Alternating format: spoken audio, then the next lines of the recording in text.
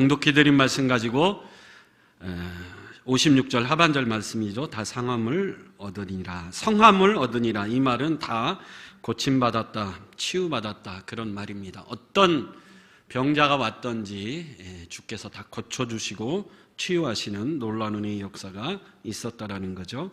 56절에 보니까 그 온 지방으로 달려 돌아다니며 예수께서 어디 계시다는 말을 듣는 대로 병든 자를 침상채로 메고 나왔다 그럽니다. 게네사렛 땅에 예수님이 가셨는데, 게네사렛은 갈릴리 호수 서쪽에 있는 작은 평야지대인데 여러 마을들이 옹기종기 흩어 모여 있던 곳입니다. 근데 그곳에 예수님이 오셨다, 그 소식을 듣고 건장한 사람들이 이 마을 저 마을 돌아다니면서 병든 자가 있으면 침상채로 들고 나왔다라는 거죠. 침상채로 들고 나와서 56절에 보면 아무데나, 그냥 아무데나 눕혔다라는 것이 아니고 예수님이 계신 곳이 있으면 아무데나 침상채로 병든 자를 데리고 왔다라는 거죠. 마치 응급실에 가면 수많은 병자들이 몰려오면 병상이 부족해서 응급실 이곳저곳 병자를 눕힐 만한 곳이 있다면 바닥 어느 곳이든지 병자를 눕히는 것 같이 예수님이 어디 계시다 그 소식을 듣기만 하면 많은 사람들이 병든 사람을 찾아서 침상채로 예수님에게 들고 나왔는데, 놀랍게도 그 모든 사람들이 다 뭘 입었죠? 성함을 얻었다 그럽니다. 여기 성함을 얻었다라는 것은 육신의 질병만 고침받은 것이 아니라 정신적이고 영적으로는 모든 것이 치유되어 잘 됐다라는 거죠. 그래서 육신의 질병이 있든 영적인 질병이든 우울증이든 귀신이 들렸든 주께 나오는 자는 다 성함을 얻은 놀라운 말씀이 오늘 등장하죠. 이 말씀을 나누는 저와 여러분들, 오늘 이 시간 주께서 우리의 육신뿐만 아니라 우리의 영적이고 정신적인 것까지 치유하는, 다 성함을 얻는 복된 은혜를 누릴 수 있는 이 시간이 될 수 있길 간절히 축원합니다. 이 게네사렛 동네는 몇 가지 특징이 있어요. 첫째, 아주 비옥하고 풍부한 땅이 이 게네사렛입니다. 여러분, 이스라엘은 비가 많이 안 오기 때문에 척박한 땅, 농사짓기 어려운 땅이죠. 근데 이 게네사렛은 하늘에서 비가 오는 땅이 아니라 땅 밑에서 샘물이 막 샘솟는 땅이기 때문에 굉장히 비옥한 땅입니다. 이스라엘에서 가장 비옥한 땅이고 가장 좋은 땅이기 때문에 1년에 산모작이 가능할 정도로, 그래서 나지 않은 열매가 없는 땅, 그것이 게네사렛 땅입니다. 그래서 당연히 기름진 땅, 풍부한 땅이기 때문에 농사를 산모작 잘 지어서 부자가 많은, 경제적으로 잘 사는 많은 사람들이 거주하는 땅이 이 땅입니다. 근데 그 땅에 온갖 질병으로 고통당하는 사람들이 가득 차 있었다라는 거죠. 비옥한 땅이고 부자들이 모여 살지만 그럼에도 불구하고 그것으로도 해결할 수 없는 아픔을 간직하고 있었다라는 거죠. 그럼 부자의 단점이 있습니다. 우리 마태복음 19장 23절 한번 읽어보겠습니다. 시작. 예수께서 제자들에게 이르시되 내가 진실로 너희에게 이르노니 부자는 천국에 들어가기가 어려우니라. 다시 너희에게 말하노니 낙타가 바늘기로 들어가는 것이 부자가 하나님의 나라에 들어가는 것보다 쉬우니라 하시니, 부자는 누구 믿기가 어렵다라는 거죠. 예수 믿기가 쉽지 않다라는 거죠. 왜? 그만큼 많이 소유하고 가졌으니까. 근데도 불구하고 이 게네사렛에 사는 많은 아픈 이들, 그가 부자든 가난한 이든 예수를 만남으로 다 성함을 얻는 은혜를 누릴 수 있었다라는 거죠. 두 번째로 이곳은 이방인들이 많이 사는 땅입니다. 유대 땅이지만 이방인들이 많이 사는, 이방의 영향이 강력한 땅입니다. 여러분, 부자들이 많은 곳, 이방인들의 땅, 결론이 뭐죠? 예수 믿기 쉽지 않은 조건들을 많이 가지고 있었다라는 거죠. 그럼에도 불구하고 주의 놀라운 은혜와 기적을 경험했다라는 겁니다. 여러분, 우리가 앞서 마가복음 6장에 예수님이 고향 나사렛으로 가서 안식일에 말씀을 전할 때 신적 권위가 나타나 그 말씀을 듣는 고향 사람들이 다 놀랬지만 고향 사람들이 예수를 믿었어요? 배척했어요? 예수를 배척했다 그럽니다. 그래서 예수님이 이상히 여기시며 그곳에서는 도저히 기적을 베풀 수가 없어 단지 소수의 사람만 고침받는 일이 있었다라는 거죠. 또 마가복음 5장에 가면 예수님이 거라사 지방에 가서 군대 귀신이 들려서 무덤 사이에 거하는 이 사람을 근데 아무도 어찌할 수 없는 그 군대 귀신 들린 자를 예수께서 고쳐주셨는데, 그 군대 귀신이 그러죠. 나가라 그러니까 저 돼지떼로 가게 해주십시오. 그래서 돼지떼로 가라 그랬더니 돼지떼 2,000마리가 귀신에 들려 호숫가에 빠져서 죽는 그런 사건이 있죠. 여러분, 군대 귀신 들려서 누구도 어찌할 수 없는 사람이 고침받고 치유받았다면 오늘 본문 말씀처럼 수많은 병자들을 데리고 예수께 나와야 되는데, 이 가라사 사람들은 그러지 않았다 그래요. 단지 돼지떼가 몰살당하는 물질적인 손해, 그것을 사로잡혀서 예수가 우리에게서 떠나기를 원했다 그래요. 그래서 예수님은 그 가라사에서도 더 이상 기적을 베풀 수가 없었다 그럽니다. 근데 여러분, 이 게네사렛 땅, 낙타가 바늘기보다도 힘들다고 하는 예수 믿기 힘든 부자들이고 이방인들이 사는 상인 땅이었는데도 불구하고 예수님 앞에 나와 자신들의 모든 것이 다 성함을 받는 그런 놀라운 은혜를 얻을 수 있었다라는 거죠. 어떻게 이것이 가능했는가? 오늘 본문에 보면 몇 가지 이유가 있는데, 첫째로 예수님을 하나님의 아들로 볼 수 있는 눈이 있었습니다. 우리 54절 같이 한번 읽어보겠습니다. 시작. 배에서 내리니 사람들이 곧 예수이신 줄 알고.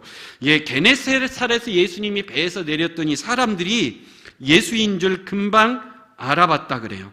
여러분, 이 문장을 마가복음을 기록한 마가가 특별하게 포착해서 기록한 이유가 있죠. 이 말씀 바로 앞에 보면 배를 타고 갈릴리 바다를 건너는 제자들이 풍랑을 만났는데, 풍랑 가운데 누가 걸어오고 계셨죠? 예수님이 걸어오고 계셨는데 제자들이 예수를 알아봤어요? 못 알아봤어요? 못 알아봤습니다. 유령인 줄 알았다 그래요. 제자들뿐만 아니라 당시 유대인들은 예수를 예수로 보지 못했습니다. 하나님의 아들로 보지 못했다라는 거죠. 이 날카로운 대조를 볼 수 있어야 됩니다. 여러분, 제자들은 계속해서 예수님과 먹고 자고 예수님과 함께 했던 제자들인데도 불구하고 예수님을 풍랑의 눈이 가리워서 예수를 보지 못했습니다. 당시 유대인들을 대표하는 바리새인들, 대제사장들, 구약성경에 정통했고 구약성경을 외우다시피 한 사람들이었지만 그것이 그들의 눈을 가리워서 예수로 보지 못했다라는 거예요. 근데 오늘 본문에 나오는 게네사렛 사람들은 예수를 금방 알아봤다 그럽니다. 여러분, 예수님의 주 사역지는 갈릴리였어요. 이 게네사렛은 갈릴리의 한 지역이죠. 예수께서 마가복음 1장에 보면 첫 사역을 갈릴리 지역에서 하셨고, 마가복음 6장에 보면 그의 고향에서 배척당하신 이후에 다시 갈릴리로 가셔서 사역하셨고, 또 제자들을 둘씩 예수의 제자들을 갈릴리로 보내셔서 복음을 전하게 하시니 갈릴리 온 지역에 예수의 이름이 퍼졌습니다. 그래서 이 게네사렛 사람들은 예수를 기로 소문으로 듣기만 했는데도 불구하고 예수를 하나님의 아들로 믿는 영적인 눈이 열리는 놀라운 은혜가 있었다라는 거죠. 그래서 여러분, 다 성함을 얻을 수 있는 그 출발점은 예수를 하나님의 아들로 볼 수 있는 영적인 눈이 열려야 될 줄 믿습니다. 근데 이것을 가려막는 것이 있다라는 거죠.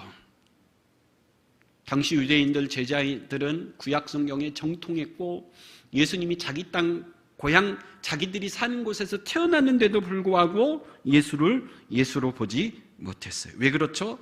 자신들의 선지식이 지독한 편견이 되었기 때문입니다. 우리가 고향 사람인데 예수를 잘 알아. 우리는 유대인들이기 때문에 어려서부터 구약 성경을 외우고 통달했어. 이것이 그들의 눈을 가리고 지독한 편견이 되어서 예수를 보지 못했다라는 거죠.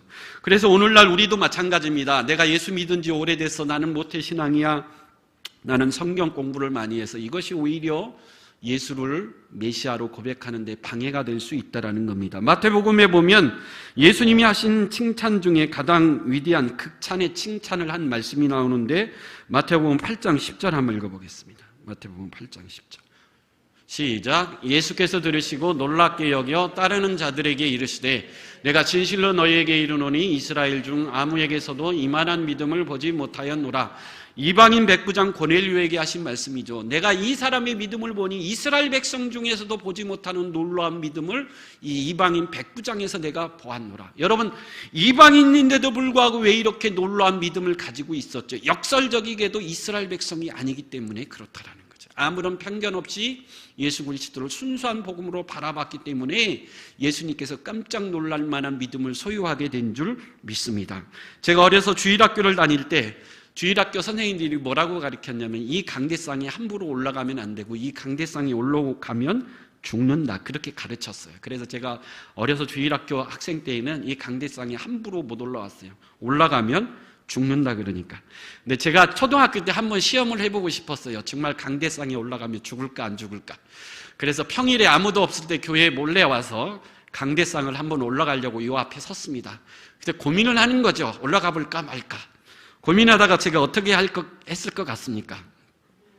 그냥 돌아갔습니다. 왜요? 혹시 올라가서 죽을까 봐 억울하잖아요.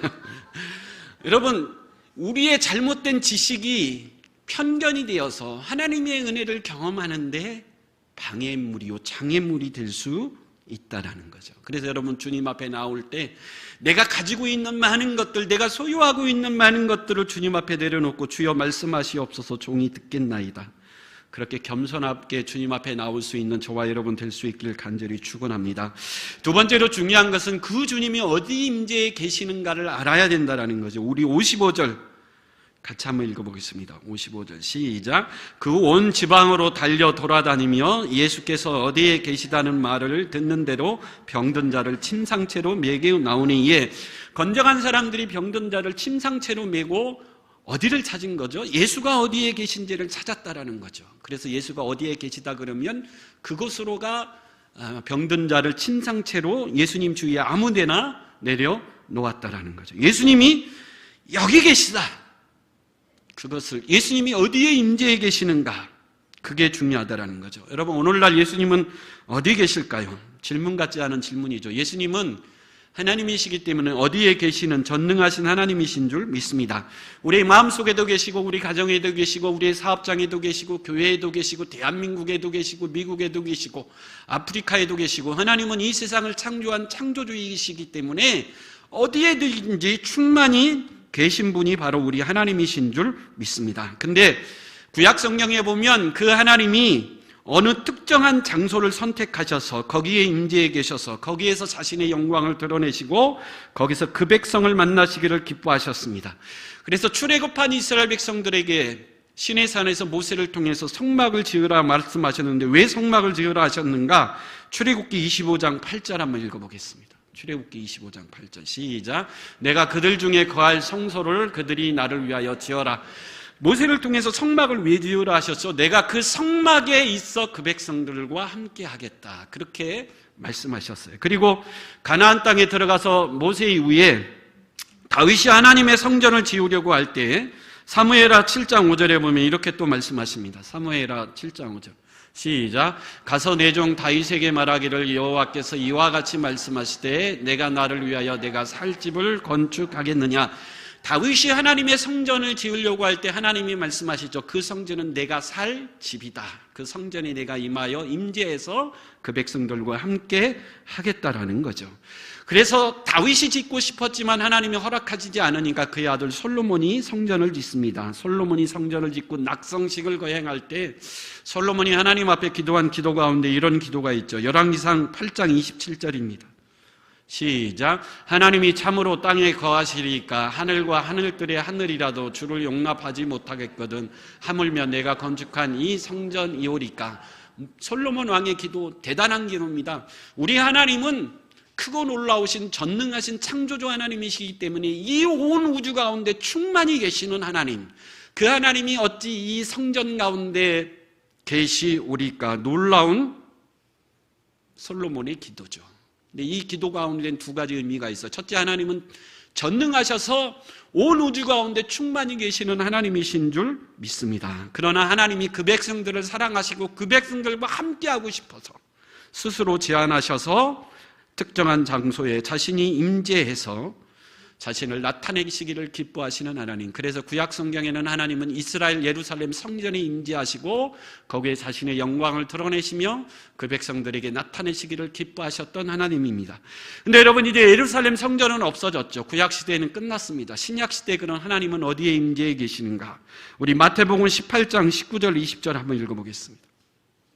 시작. 진실로 다시 너희에게 이르노니 너희 중에 두 사람이 땅에서 합심하여 무엇이든지 구하면 하늘에 계신 내 아버지께서 그들을 위하여 이루게 하시리라. 두세 사람이 내 이름으로 모인 곳에는 나도 그들 중에 있느니라. 주님이 신약 시대는 어떻게 약속하셨죠? 하나님이 어디에 계십니까? 예수님이 어디 임재해 계신다고요? 하나님의 백성 두세 사람이 모여 기도하며 예배하는 그곳에 하나님은 반드시 임재하여 함께 하시겠다라고 우리에게 약속해 주신 줄 믿습니다. 그래서 오늘날 우리 주님은 우리가 두세 사람이 모여 어디에서든지 기도하고 예배하는 그곳에 주님은 임재하셔서 함께 하시는 줄 믿습니다.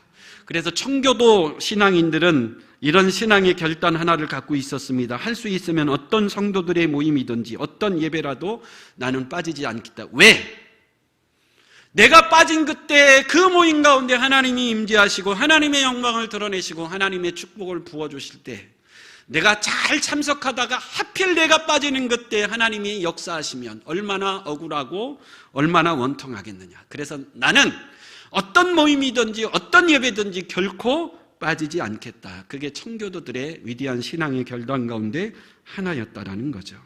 여러분, 하나님의 백성들이 사슴이 시냇물을 찾기에 갈급한 마음으로 주를 사모하며 두세 사람이 모여 기도하든지 예배하든지 그게 구역 모임이든 예배의 모임이든 기도의 모임이든 우리 주님은 반드시 그곳에 임재하셔서 함께 하시고 오늘 본문에 나타난 다 성함을 얻는 놀라운 은혜를 부어 주실 줄 믿습니다. 그래서 마지막 때가 가까울수록 모이기에 힘써야 돼요. 왜요? 하나님은 우리 주님은 두세 사람이 모인 곳에 반드시 임재해서 함께 해주시겠다고 약속해 주셨기 때문이죠. 세 번째로 다 성함을 얻었다. 그 앞에 중요한 단어가 하나가 첨개되어 있는데 예수께 그의 옷 가에라도 뭐하는 자 손에 대게 하시기를 간구하니 손을 대는 자는 다 뭐 했다라는 거죠. 성함을 얻었다. 여러분, 침상채로 들고 나왔던 이 병자들이 예수의 옷에 손을 대기를 사모하는 마음으로 예수의 옷에 손을 대는 자마다 다 뭐 했다라는 거죠? 성함을 얻었다라는 거죠. 믿음의 터치입니다.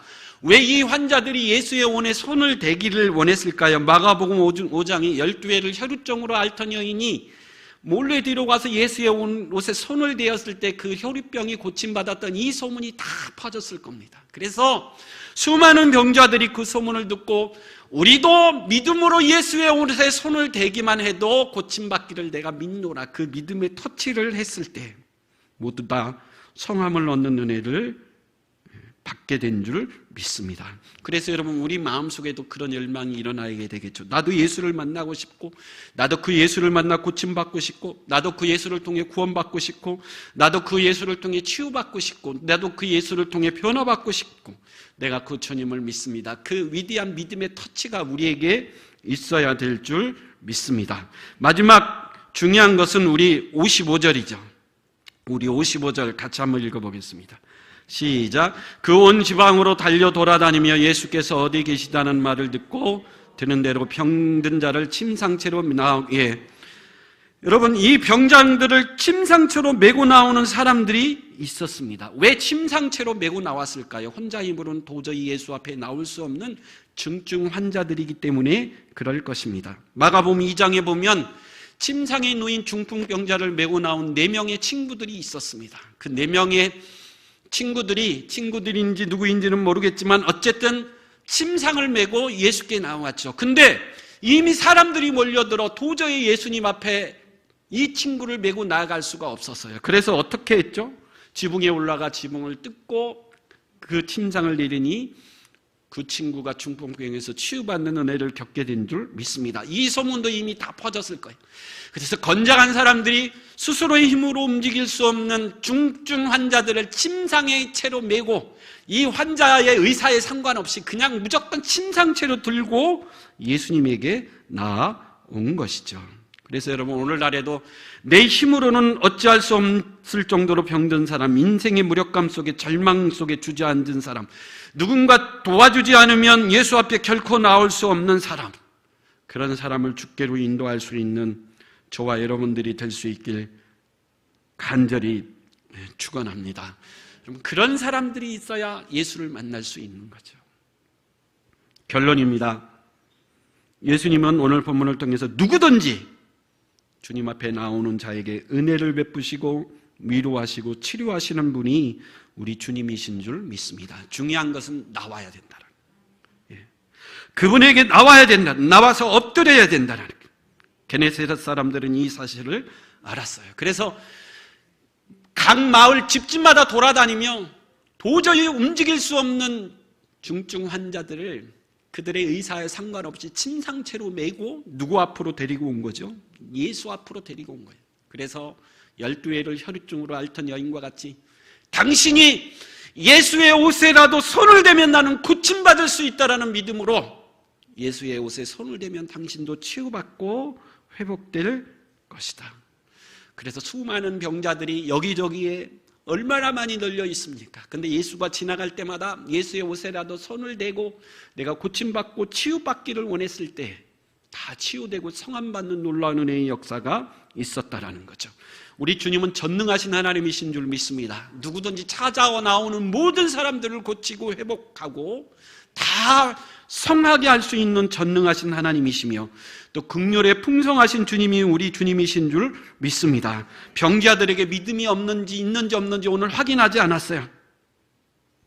왜 나에게 나왔느냐 동기도 물어보지 않았어요. 아무도 차별 없이 예수의 옷에 손을 대는 모든 자는 다 고침받고 치유받게 하셨습니다. 여러분, 병의 일부만 고침받은 것도 아니고 병이 서서히 나은 것도 아닙니다. 성함을 받지 못한 자가 있는 것도 아니에요. 찾아 나와 모든 자, 예수의 옷에 손을 모든 죄는 순식간에 성함을 받는 놀라운 은혜가 일어난 줄 믿습니다. 우리 예수님은 그 능력이 무한하시며 그 긍휼에 풍성하신 분이 우리 주님이신 줄 믿습니다. 그래서 여러분, 주님께 나오는 자는 어떤 동기든 믿음이 있든지 없든지 상관없습니다. 우리 주님은 다 품에 안으시고 긍휼에 풍성하신 하나님이 반드시 고치시고 회복시켜 주시는 그분이 바로 우리 주님이신 줄 믿습니다. 그래서 여러분, 저와 여러분들 오늘 또 주님 앞에 찾아 나왔는데 주님은 주님 앞에 나오는 자를 그냥 보내지 않습니다. 벳사다 들녘에 배고픈 자를 오병이의 기적을 통해서 배불리 먹여주셨던 것처럼 오늘 찾아오는 모든 자들을 성함으로 고쳐주셨던 것처럼 오늘 또 주님 앞에 나온 저와 여러분들이 영원히 목마르지 않는 놀라운 은혜로 풍성히 체험을 받고 돌아갈 수 있는 그런 복된 시간이 될 수 있길 간절히 축원합니다. 기도하겠습니다.